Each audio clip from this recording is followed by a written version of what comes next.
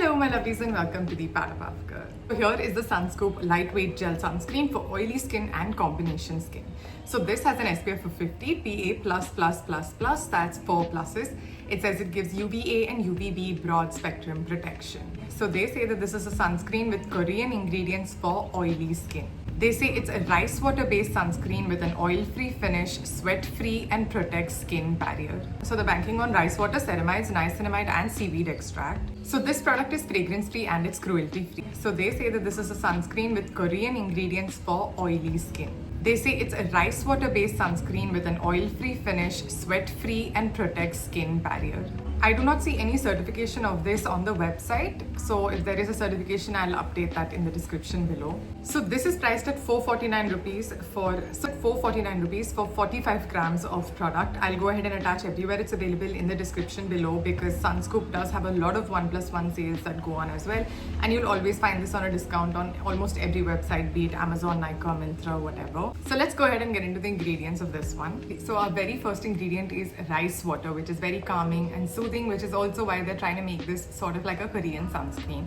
If you actually look at the ingredients between this and the Chemist at Play hyaluronic acid sunscreen that I've already reviewed, you'll see that the ingredients are very similar. The first few ingredients are very similar. So our fourth or fifth ingredient here, which is diethylamino hydroxybenzyl hexyl benzoate, is nothing but Uvinal A. It is a very photostable UVA filter and it is a new gen chemical filter. So right after that, we're seeing our next UV filter, which is ethyl hexyl triazone, which is nothing but Uvinal T150. It is a UVB filter. So we're seeing Nathan's extract and butyl salicylate is a UV booster. So then we're seeing bisethyl hexyl oxyphenol methoxyphenyl triazine, which is Tenozorb S. It is a highly photostable UVA and a UVB filter.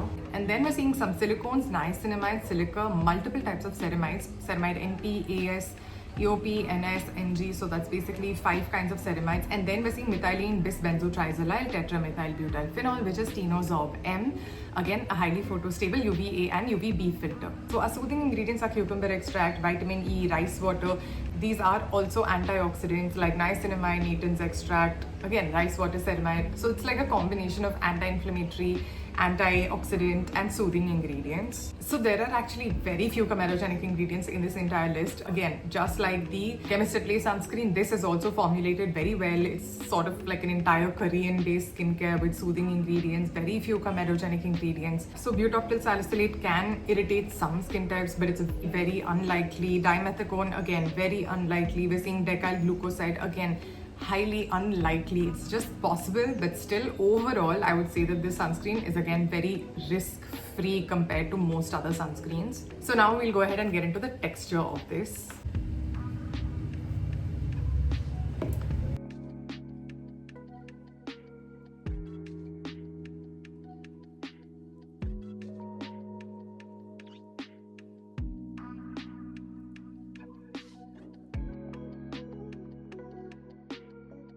So as for texture similarities, again, there are 3 sunscreens in a category I would put that have quite similar consistencies. One would be the Chemist at Play hyaluronic acid sunscreen, which I've reviewed, again, quite similar. Also similar to Dr. Shade's sensitive skin moisturizer, the new one.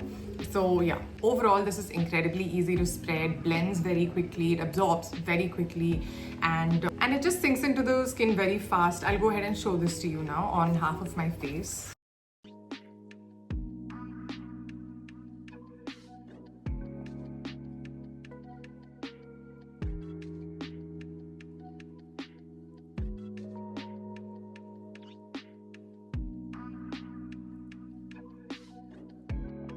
So this is what it looks like immediately upon application. So the moment you put it on your face, it almost has like a calming, soothing, kind of cooling effect. I'll go in with the other side of my face.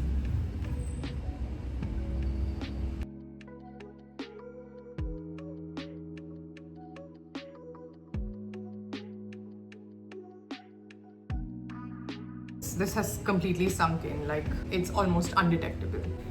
So I'm just going to be back in about half an hour. We'll do a reapplication and then I'll tell you my final thoughts on this one. So it's been like 45 minutes and I'm just going to go ahead and reapply. So reapplication, you have to kind of just lift and pat It can get the tiniest bit patchy upon reapplication, but it's not unmanageable. But this does not leave any cast. In fact, it gives you like a slight glowy, fresh looking look, if you see what I mean. Spreads evenly, super lightweight, absorbs very quickly. It is relatively very lightweight. It doesn't sting the eyes unless it gets in.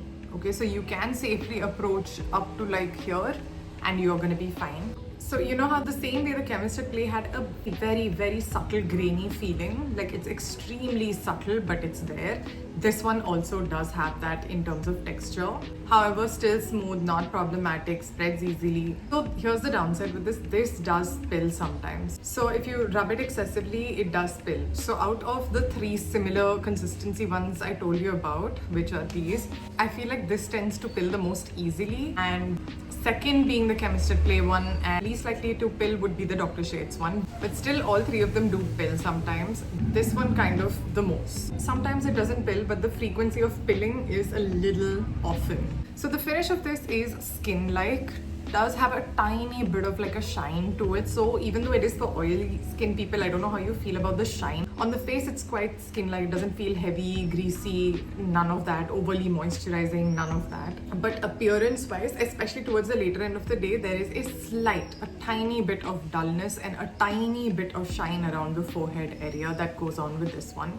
In my opinion, it's not so much that it's a problem, but oily skin people, like really oily skin people, I don't know how you feel about the shine. So overall, consistency-wise, really like it, like how it feels on the skin. It's not drying, it's not overly moisturizing. It is very calming, very soothing, zero irritation on my skin whatsoever. And I really do like the sunscreen. The only downside is it kind of tends to pill at times, if you ask me. So yeah. So if you found this video helpful, please hit that like, share and subscribe button. You can also follow me on Instagram and until we meet next time, lots of love. Stay healthy, stay hydrated.